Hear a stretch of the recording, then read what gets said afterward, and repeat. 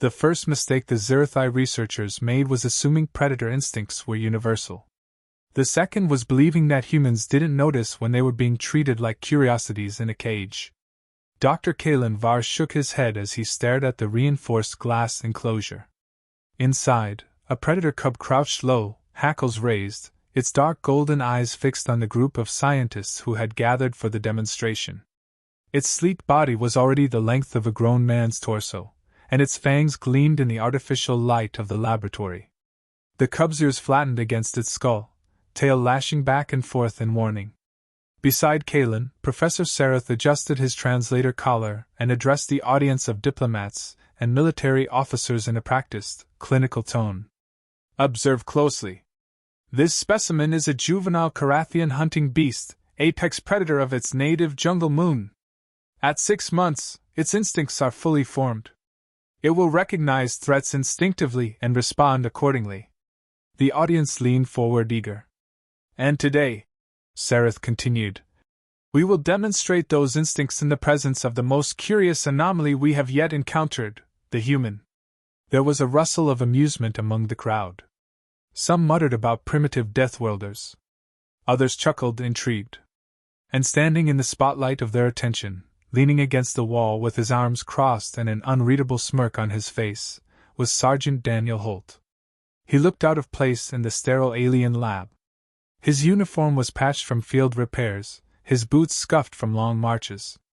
His dark hair was cropped short, his jaw set in the quiet stubbornness of a man who'd learned long ago not to flinch when others expected him to.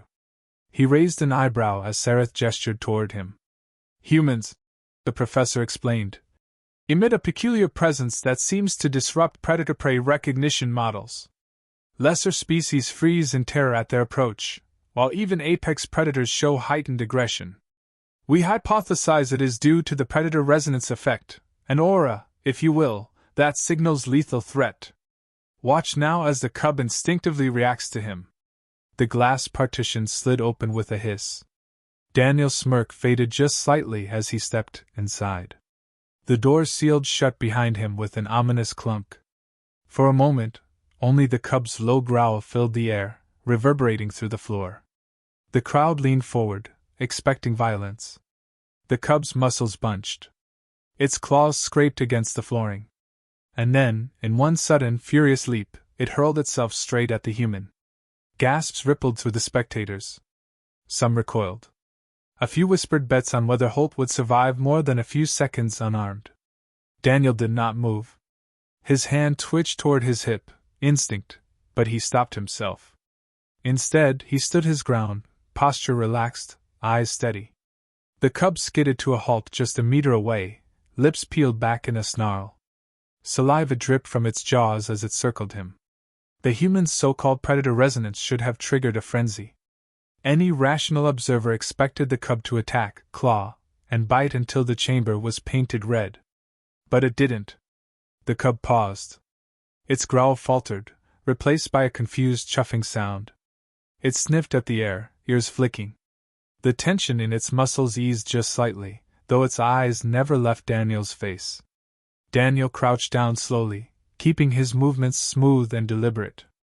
Easy now, he said quietly, voice low and steady. You're just a kid, aren't you? The translator collar failed to render the words into the alien tongue, but it didn't matter. The tone carried. The cub tilted its head. Its tail stopped lashing and instead swayed in hesitant curiosity. Then, to the utter shock of everyone watching, the beast inched closer, nose twitching, whiskers quivering, and pressed its muzzle against Daniel's outstretched hand.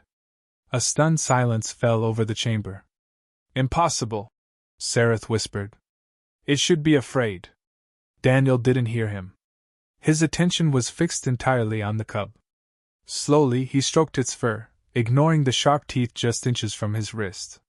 The animal let out a soft rumble, something between a growl and a purr, and leaned against him.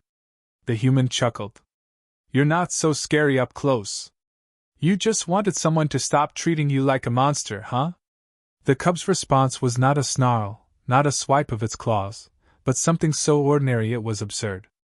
It circled once, pressed itself against his side, and then, astonishingly, curled up in his lap. Within moments, its breathing slowed. Its eyes drooped shut. And the apex predator of the Carathian jungles, the terror of half a dozen eco-studies, was sound asleep in the arms of a human soldier. The silence from the audience broke all at once. This is a trick. Unacceptable variables!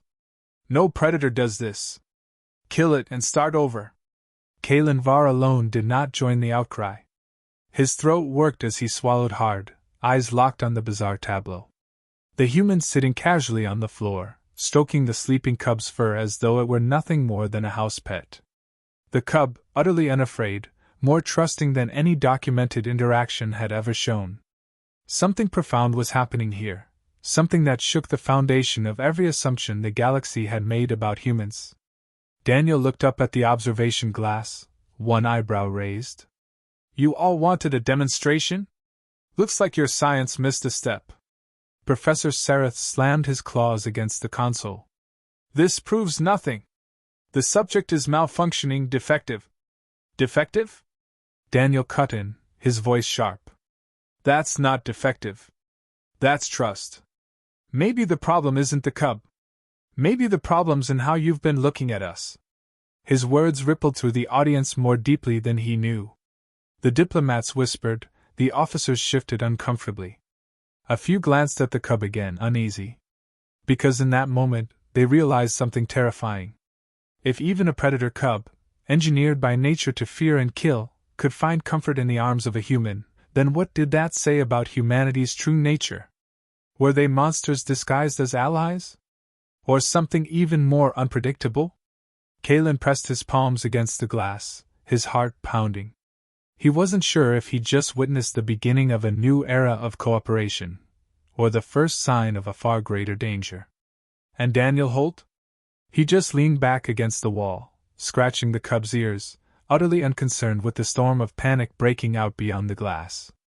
Yeah, he murmured with a grin, more to himself than anyone else. You're all right, kid. But the galaxy was no longer all right. Nothing would be the same after this. The scientists thought it was a fluke at first.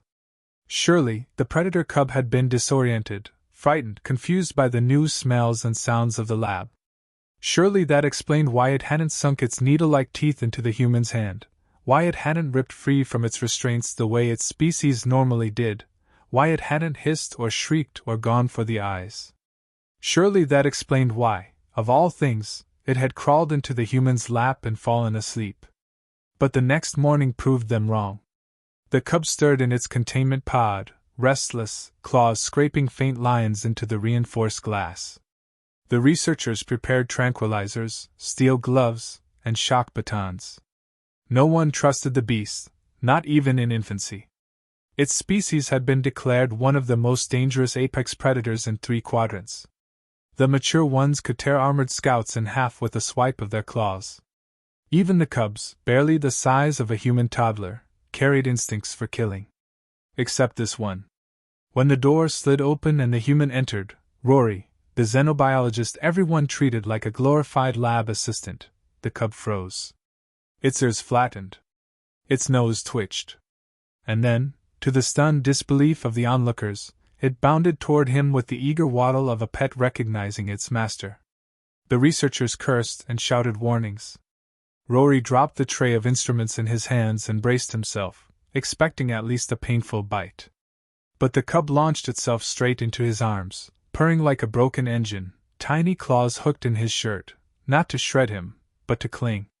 It rubbed its snout into the crook of his elbow and, with a strange, rumbling sigh, relaxed completely. The glass-walled lab went dead silent. Again? One of the researchers whispered. Rory swallowed. He wasn't sure if he should be terrified or honored. His arms wrapped around the warm, furry body before his brain had time to protest. The cub's heartbeat thrummed against his chest, steady and calm, like it had never known fear or hostility. This time, the senior xenologists didn't call it an anomaly. They called it a problem. Unacceptable. Director Vey hissed, slamming his datapad down on the console. His crest feathers flared, a sign of agitation in his species. The cub is being compromised. Its instincts must be preserved for proper study. You, he jabbed a claw toward Rory, are contaminating the results. Rory bit back a sarcastic reply. He wanted to say, maybe the results need contaminating if you think strapping down a baby and shocking it is good science. But he held his tongue. No one respected humans here. Their species was tolerated in the Council's scientific outposts, but rarely invited. He knew that one wrong remark could get him reassigned, or expelled back to Earth. Still, he couldn't deny what he had seen. The cub didn't want to fight him. It wanted comfort. The researchers devised new protocols to test their theory.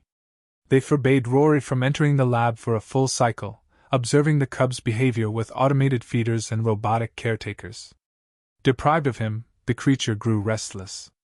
It howled at the walls, refused synthetic food, scratched until its claws bled. The scientists scribbled notes, with delight. Baseline predator response restored, they declared. But when Rory returned the next day, carrying nothing more than a bucket of water and his tired grin, the cub abandoned its frenzy in an instant. It stumbled across the enclosure and pressed its head against the glass, chirping, keening, demanding release. When the barrier was lowered, the cub didn't lash out.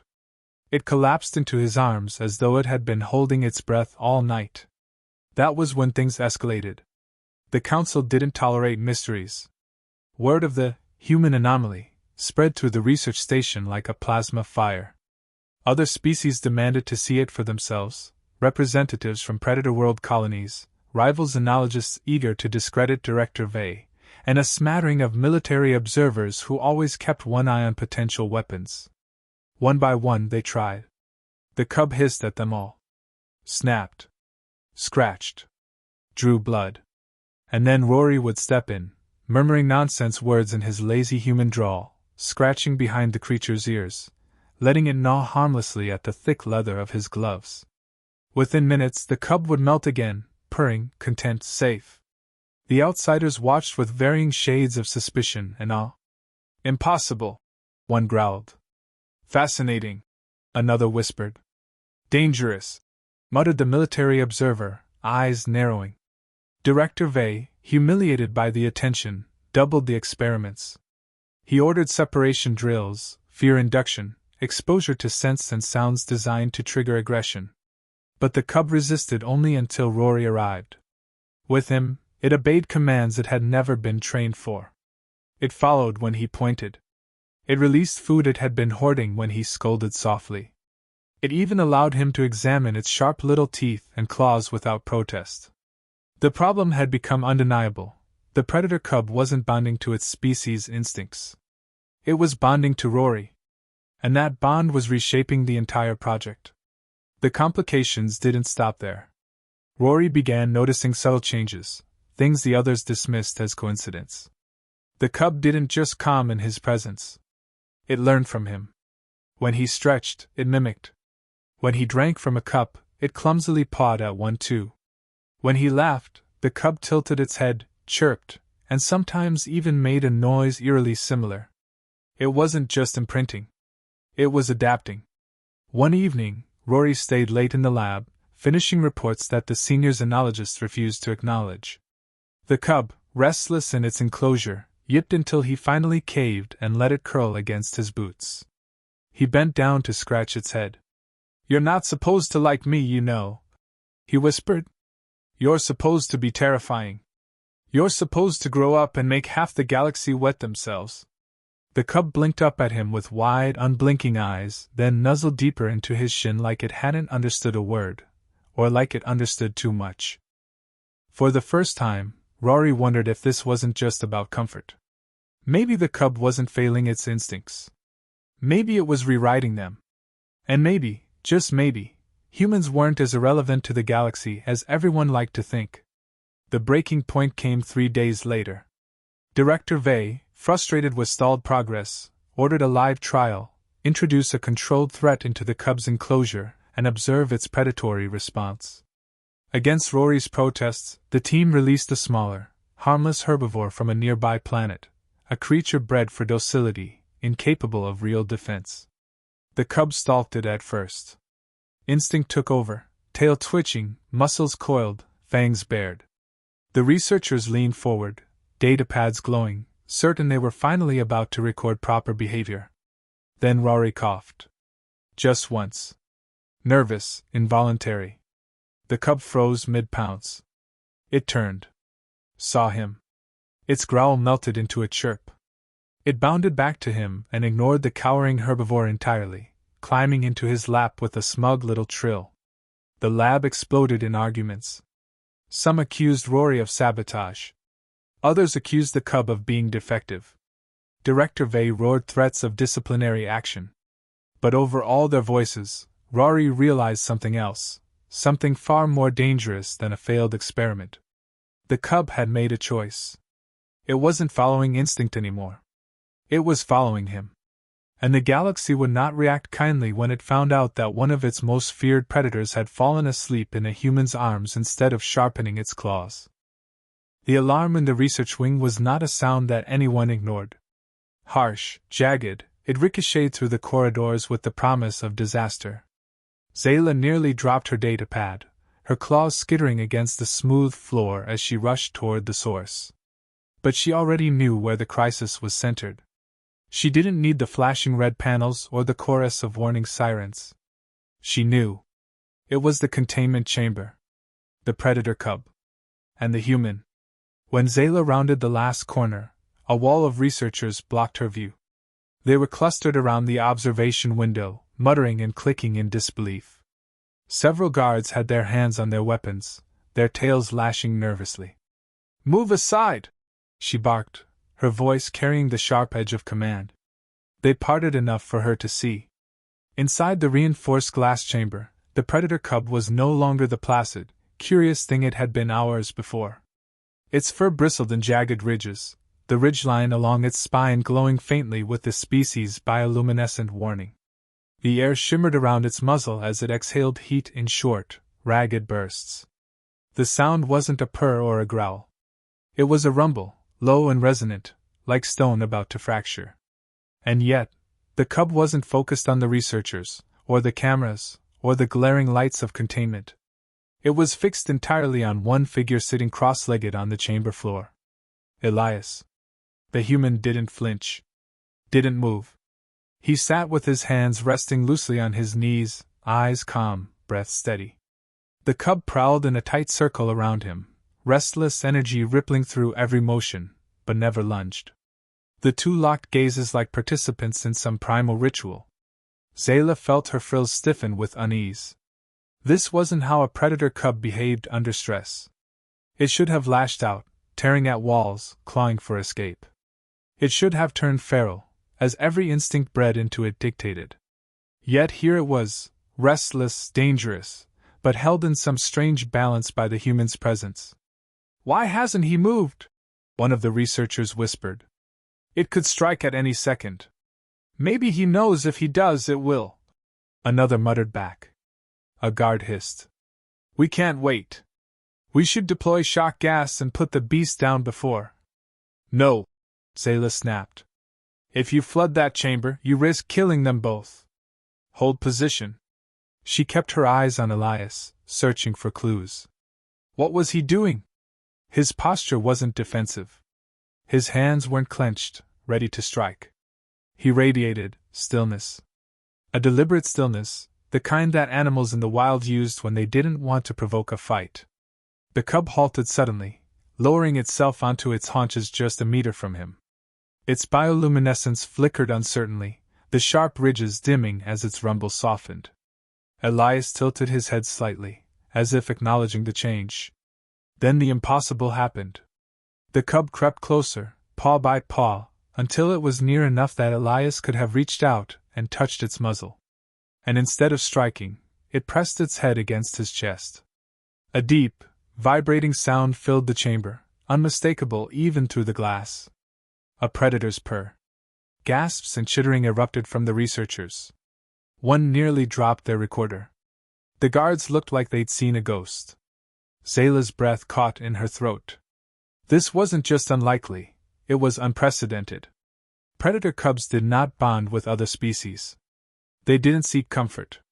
And yet, the cub nestled against Elias as though he were family. Elias slowly, carefully, lifted one hand and placed it against the cub's fur. His fingers sank into the thick coat. The bioluminescence flickered once more, and then dimmed entirely, the cub's warning system shutting off as it melted against him, body relaxing. The observation deck exploded into noise. "This is a containment breach! No, this is a breakthrough! We have to separate them before it imprints. Are you seeing this? It trusts him!" Zayla slammed her claws against the wall panel to silence them. "Enough!" The chatter cut instantly. She didn't look away from the scene inside, her mind racing. What did this mean? That a predator, bred and studied for its aggression, could be soothed by a human's presence? Could it be some quirk of the cub, or was it something unique to Elias? She'd read about humanity's strange history, their taming of beasts larger than themselves, their ability to turn apex predators into loyal companions. But this wasn't Earth. This was a species no human had ever encountered. And yet the outcome was the same. Still, the relief was temporary. Because the system didn't care about breakthroughs. The system saw anomalies as threats. Her console lit with an incoming order from Central Command. "Dr. Zayla. Terminate the experiment. Neutralize the cub before imprinting completes. The human is expendable." The words carved ice through her chest. Neutralize. Expendable. She turned her eyes back to the window where Elias sat with the cub breathing softly against him. Her claws curled tight. If she obeyed, she would be complicit in erasing what might be the most significant discovery in a century. If she disobeyed, her frills trembled. She had to decide quickly. Before she could move, Elias lifted his head toward the observation window. His voice, calm but carrying a razor edge, cut through the intercom. "You're not killing it." The researchers froze. Zayla's throat went dry. "I don't care what orders you've got," Elias continued. "This little one trusted me. Do you understand what that means? If you come in here with your weapons, you won't just kill it, you'll prove to the galaxy you don't deserve what it's offering." "What it's offering?" a guard scoffed. "Yes," Elias said, stroking the cub's fur. "Trust. Cooperation. Maybe even something more. Don't you see? You've studied these things for years and all you've gotten is fear and violence. But in one day, it climbed into my lap. Not because I forced it, not because I tricked it. Because I treated it like more than a weapon or a specimen." The cub nuzzled closer, as if punctuating his point. The silence in the observation deck was suffocating. Zayla felt every gaze swing to her. She was the ranking scientist. The decision was hers. Her claws trembled above the console, hovering between the command to flood the chamber and the command to unlock it. Between obedience and defiance. Between ending something dangerous, or beginning something unknown. Her voice cracked, but she forced it steady. "Stand down. All of you." The guards bristled. "Dr. Central gave explicit." "I said stand down," she hissed, her frills flaring wide. "You will not fire on them." Every instinct screamed that she just crossed a line she couldn't uncross. Central wouldn't forgive this. But she didn't care. The cub's bioluminescence had gone dark. Its purr echoed softly. Elias met her gaze through the glass, and in his eyes she saw the spark of something she hadn't seen in years: possibility. And she realized she'd rather gamble everything on possibility than surrender to fear. "Open the secondary airlock," she ordered. Slowly. "We're going to test if the cub accepts others, starting with me." The deck erupted in protest, but she ignored them. Her hands flew across the console, overriding the failsafes. As the inner doors began to hiss open, her heart hammered against her chest. The cub's head snapped up at the sound. Its fur bristled again, pupils narrowing. Elias murmured something soft, his voice steady, and the cub eased slightly, but its gaze stayed locked on the widening gap. Zayla swallowed hard, stepping into the chamber. One wrong move, and this would end in blood. But if it worked, it would change everything. The predator cub whimpered once in its sleep and then nestled deeper into Myra's chest, as if nothing in the universe could disturb it. The image alone would have been enough to silence an entire council of scientists, but here it was, playing out in real time before a chamber full of officials who had been bracing for violence. Instead, they were forced to watch the most feared predator in the quadrant purr like a house cat in the arms of a human. The silence was absolute until one of the alien researchers hissed, This should not be possible." Mira kept her voice calm. "Maybe it's not about what should be possible. Maybe it's about what's right in front of us." The cub stirred again, stretching out one paw, its claws flexing. Everyone flinched. Everyone except Mira, who absent-mindedly stroked its fur until it calmed. The counselors exchanged uneasy glances. No training simulation had prepared them for this. "Release the human," said a voice at the far end of the chamber. It belonged to Chancellor Erevic, his mandibles clicking in controlled irritation. "If the predator bonds, the test is ruined. The data is corrupted." Mira glanced at him. "Ruined? Or revealed? Maybe the test just proved something you didn't want to admit." Her words hung in the air, daring anyone to challenge them. The cub shifted again, nuzzling closer, as if it had chosen its place. One of the guards stepped forward. "Chancellor, permission to remove the predator and reset the trial." But before Erevic could respond, the cub snapped awake. Its ears flattened, a low growl rattling in its chest as it stared directly at the approaching guard. The air vibrated with the sound. The guard froze. Mira whispered softly, "Easy now, it's okay." Her voice cut through the tension like a bomb, and against every expectation, the growl tapered off. The cub pressed its head back against her shoulder, refusing to let go. Erevic slammed a clawed hand against the podium. "Enough of this absurdity! The human has contaminated the experiment. The predator is no longer a subject of study. It's compromised." Mira squared her shoulders. She hadn't come here to be a lab animal, or worse, a disposable tool. "You keep calling it the predator," she said. "But what if it's more than that? What if it's capable of choosing? Just like us." "Choosing?" Erevic scoffed. "It is instinct. Nothing more. Instinct doesn't look like this." Mira lifted her chin toward the cub, who had curled into her arms like a child seeking safety. The crowd murmured, split between disbelief and awe. At that moment, the chamber doors crashed open. Several attendants stumbled in, panic etched into their expressions. "Chancellor! Emergency! A pack of the predators has breached containment.